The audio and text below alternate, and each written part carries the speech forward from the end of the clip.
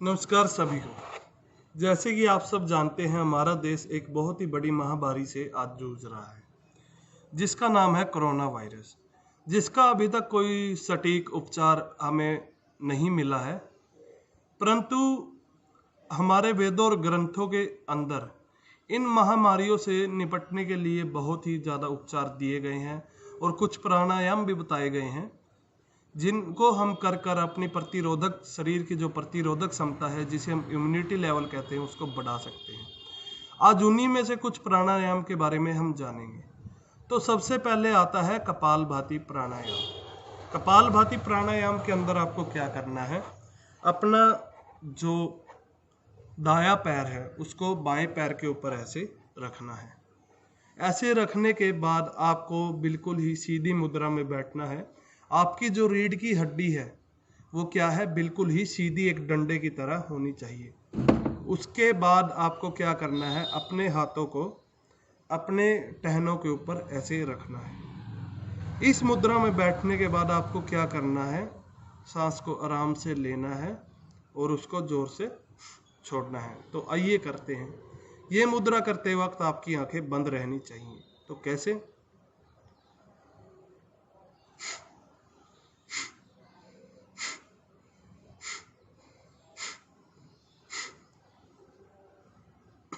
ध्यान रखिएगा, जब भी आप ये प्राणायाम करते हैं, आपको की जो रीढ़ की हड्डी है बिल्कुल ही सीधी रहनी चाहिए।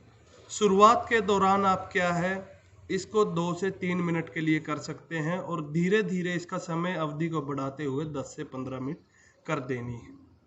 साथ ही साथ आपको क्या करना है, अगर आप पंपिंग के हिसाब से देखते हैं, जैसे ये एक पंप हो गया कि हमने श्वास लिया और छोड़ा।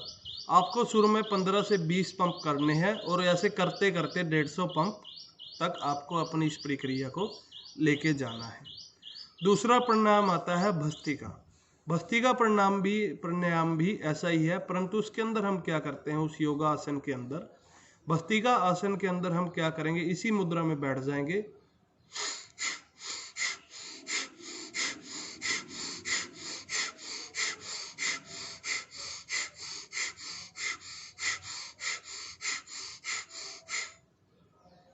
आपको इस प्रकार से जोर से अपने श्वासों को अंदर लेना है, बाहर छोड़ना है, जोर से अंदर लेना है और बाहर छोड़ना है।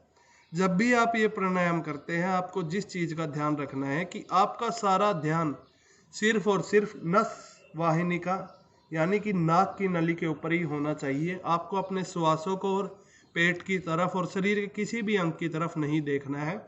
और अपनी उंगली, जो आपकी प्रथम उंगली होती है, अंगूठे के ऊपरले हिस्से को ऐसे दबाकर ऐसे बैठना है।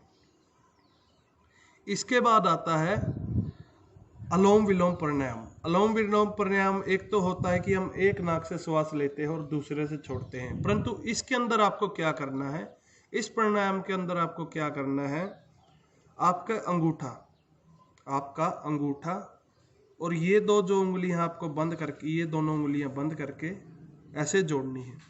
ऐसे जोड़ने के बाद आपको क्या करना है, आपकी जो क्या है, राइट जो दाईं तरफ नलिका है, उससे क्या करना है, श्वास लेना है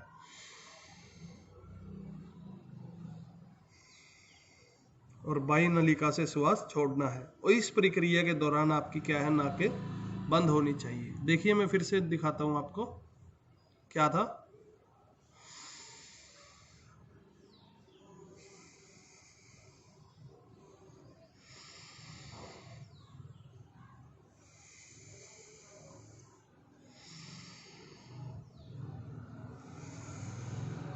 शुरू में ऐसा करने के साथ साथ जैसे जैसे आप ये प्राणायाम लगातार करते जाएंगे, जैसे जैसे आपकी क्या है, सहन शक्ति बढ़ती चली जाएगी, तो आप फिर कुछ समय के लिए इसको रोक भी सकते हैं। कैसे? अपने श्वास को रोक भी सकते हैं। देखिए,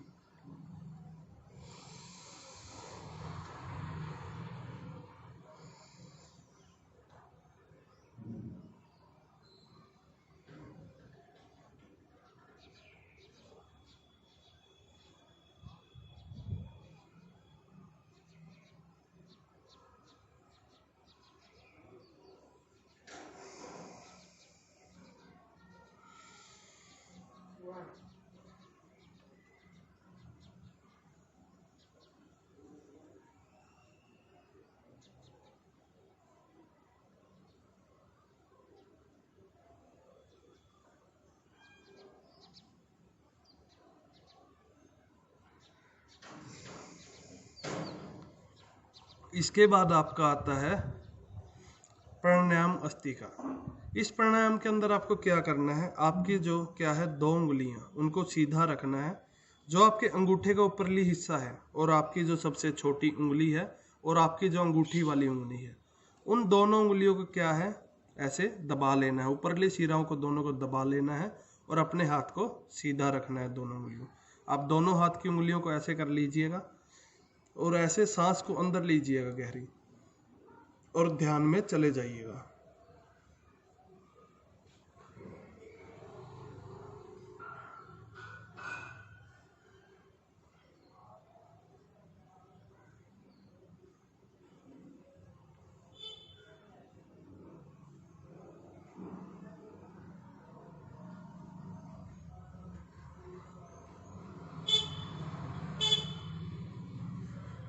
अपने श्वासों को जितना आराम से हो सके उतने आराम से चलने दीजिएगा।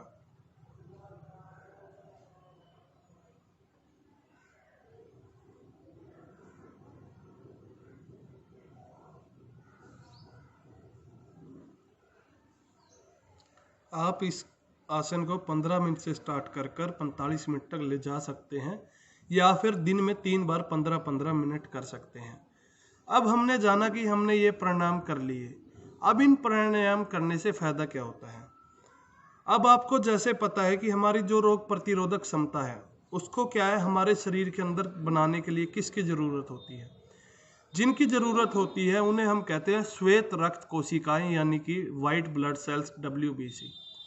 जो वाइट ब्लड सेल्स होते हैं इन्हें हम अपने शरीर का सैनिक भी कहते हैं, क्योंकि ये हमारे शरीर के अंदर जो भी बैक्टीरिया वायरस या फंगी हमारे शरीर के अंदर आता है उससे क्या है उससे हमारे शरीर का बचाव करते हैं और उनके साथ क्या करते हैं ये युद्ध करते हैं, लड़ाई करते हैं और हमारे शरीर की रोगों से रक्षा करते हैं। अब इन योगा आसन करने से क्या होता है, जैसे ही आप सांस अंदर लेते हैं और बाहर छोड़ते हैं तो आप क्या देखेंगे आपके फेफड़े फूलते हैं और बंद सिकुड़ते हैं। तो इससे क्या है कि जब भी हम क्या है कोई पाइप है अगर उस पाइप के अंदर कुछ भी जाम हुआ तो जब हम उसे क्या है मुंह के द्वारा फूंक मारने से उसके ऊपर क्या है बल प्रदान करने से क्या होता है उस पाइप के अंदर जो भी चीज़ फंसी हुई है वो निकलकर बाहर आ जाती है उस दबाव के साथ। उसी प्रकार से जो धूल और वायरस वगैरह हमारे फेफड़ों के अंदर जम जाते हैं, जब हम डेली प्राणायाम करते हैं तो हमारा क्या होता है जैसे हम सांस अंदर लेते हैं और बाहर छोड़ते हैं पंपिंग करते हैं तो हमारे फेफड़ों के अंदर क्या होता है कुछ प्रेशर बनता है, हवा का दबाव बनता है, जो क्या करता है खुलने और सिकुड़ने के कारण क्या होता है इतना दबाव शरीर के फेफड़ों के अंदर आ जाता है कि वो कीटाणु क्या है वहां से निकलकर बाहर आ जाते हैं। हमारे फेफड़ों के अंदर जो ये श्वास नलिका है, श्वास नलिका से अंदर जाते हुए फेफड़ों के अंदर छोटी छोटी बॉल जैसी क्या होती है एलोविलिया।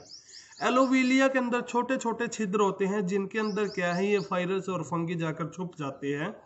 और जब हम ये प्राणायाम करते हैं तो जैसे हमारा शरीर का वायु दबाव बनता है और फेफड़ों से निकलता है तो वो क्या करता है वो शरीर के फेफड़ों के अंदर इतना दबाव पैदा कर देता है कि हमारे फेफड़ों के अंदर जो भी चीज़ जमी होती है उसको क्या है बिना किसी दिक्कत के बाहर निकाला जा सकता है। दूसरा, इस प्राणायाम से क्या है हमारा पेट जो है वो भी साफ रहता है और हमारे सारे शरीर के अंदर जो खून का परिचालन है, जो संक्रमण है, जो खून हमारे वाहन है, जो परिचालन है रक्त का हमारे शरीर के अंदर वो क्या है साफ रहता है, स्वस्थ रहता है और सारे शरीर के अंदर रक्त क्या हो जाता है फिल्टर हो जाता है। अब ये जरूरी क्यों है, क्योंकि जो ये श्वेत रक्त कोशिकाएं हैं जो किसमें मदद करती हैं इम्यूनिटी सिस्टम में रोग प्रतिरोधक क्षमता को बढ़ाने में जो श्वेत रक्त कोशिकाएं सहायता करती हैं। अब ये क्या है कि ये बनती है हमारे शरीर के लीवर और प्लीहा के अंदर। और ये इन योगों से क्या होता है कि हमारा लीवर भी क्या रहता है साफ रहता है, स्वस्थ रहता है, क्षणता रहता है, जिसके कारण क्या है जो श्वेत रक्त कोशिकाएं हैं उनका निर्माण क्या है नियमित रूप से होता रहता है और शरीर के अंदर जो भी कीटाणु वायरस जीवाणु जमा होते हैं वो भी बाहर निकलते रहते हैं। ठीक है जी, इसलिए भी हम कह सकते हैं कि प्राणायाम शरीर के लिए बहुत जरूरी होते हैं।